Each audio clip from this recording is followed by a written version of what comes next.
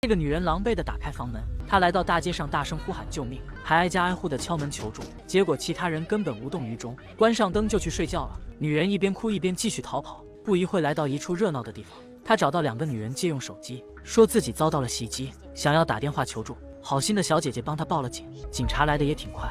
听完女人的经历，竟然把她抓了起来，指控女人在公共场合醉酒，然后把她跟另一个女人关在一起。对方询问她为什么被抓进来，原来女人叫丽莎。今晚替公司老板去见客户，结果对方袭击了她。女人问丽莎那人长什么样子，丽莎大概描述了下，长得挺帅，留着小胡子。哪知女人听后大惊失色，大叫着要换一个房间。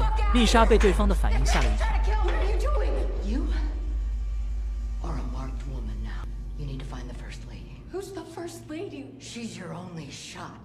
原来女人的闺蜜也曾经历过，后来死得老惨了，一旦被盯上，只有死路一条。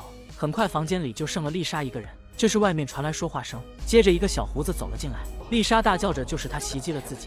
诡异的是警察竟然毫无反应，关上门就离开了。小胡子表示他很是不解，丽莎穿这么风骚来到他家，却又假装贞洁烈女。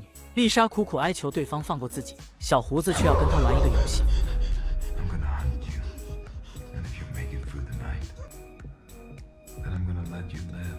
丽莎根本不想玩，奈何她没有选择的余地，很快她就被放了出去。丽莎漫无目的地走在街上，看谁都像坏人。她打了辆车准备去老板家求助，毕竟小胡子是公司的老客户。结果司机的一番话让她脊背发寒。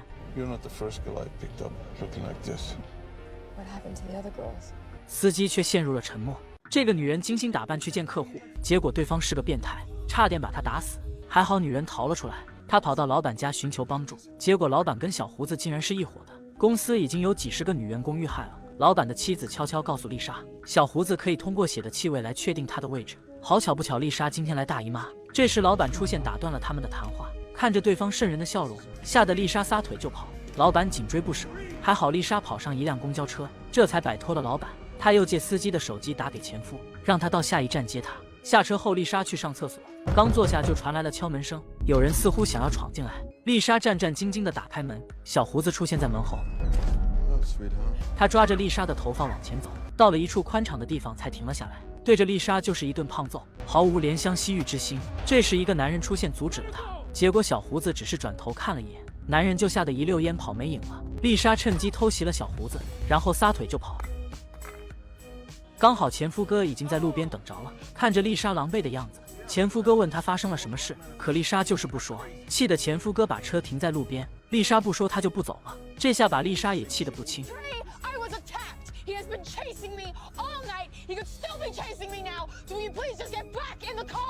前夫哥这才乖乖回到车里，然后把丽莎带回自己家。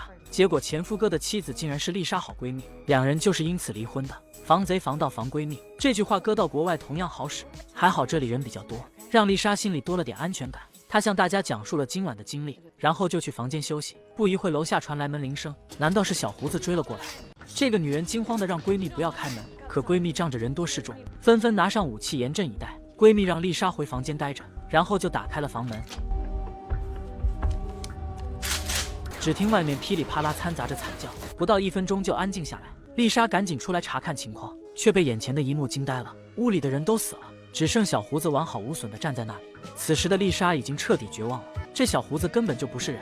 就在小胡子带她离开时，在门口撞见了买东西回来的前夫哥，还不等丽莎开口让他跑，小胡子冲上去咬住前夫哥的脖子，一用力把头拽了下来。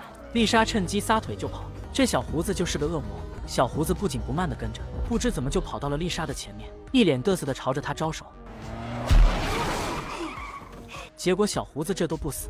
这时丽莎想起来老板的妻子说过的话，于是她从裤子里拿出卫生棉，丢到一辆车上带走了，然后躲了起来。小胡子果然上当离开了这里。丽莎则来到最近的一处教堂，既然小胡子是恶魔，那就用圣水和十字架干掉他。谁知神父也是小胡子变的，真正的神父早已躺在血泊之中。丽莎直接把圣水泼在小胡子脸上，却并没有造成什么伤害。她大声质问小胡子到底是什么怪物，而小胡子也满足丽莎现出了真身。看丽莎的反应就知道肯定很可怕。接着小胡子就要把丽莎给掐死，这时一把刀刺穿了小胡子的喉咙。原来神父并没有死，他留下来拦住小胡子，让丽莎逃了出去。他又搭上几个年轻人的车，结果小胡子又追上来将疾驰的车子掀翻。除了丽莎有女主光环，其他人都死了。小胡子一把将她从车里拽了出来，他要给丽莎一个痛快。这时，一只狗突然出现，对着小胡子龇牙咧嘴，结果他竟然吓跑了。原来小胡子怕狗，娜丽莎一直带着狗不就没事了，他却偏要去找监狱里女人说的第一夫人。据说只有他能救丽莎。到了地方才发现对方竟然是个开澡堂子的。丽莎问他到底是什么人，第一夫人表示他是人间第一位天使，任务就是干掉小胡子，奈何能力不够，他要丽莎当诱饵，把小胡子引到指定地点，拖到天亮就能利用阳光将他干掉。丽莎来这里只想保命，她不想再出去面对小胡子。第一夫人却说小胡子找不到她，就会去杀他的家人。